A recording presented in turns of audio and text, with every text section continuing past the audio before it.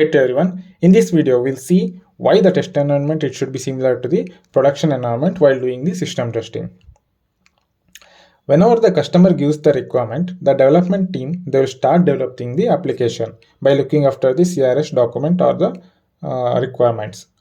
Once the development is completed, they will pass it to the testing team to test it.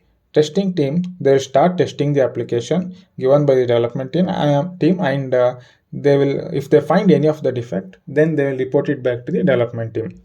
Development team they'll fix the defect or the bugs and again they'll send it back to the testing team to test the software.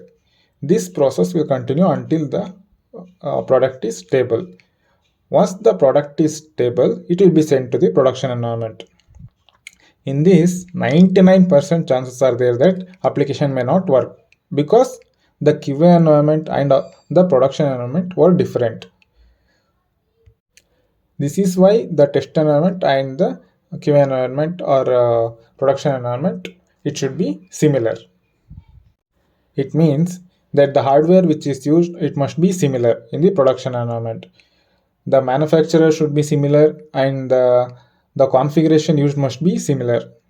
But the capacity, like number of CPUs, it may be different, but the configuration and the hardware which are used, it should be similar. Then the software should be similar to the production environment. That is, the operating system which is used should be similar. The application server used should be similar. The web servers used should be similar. Then the data flow should be similar to the production environment. We should have similar data in both production and testing environment.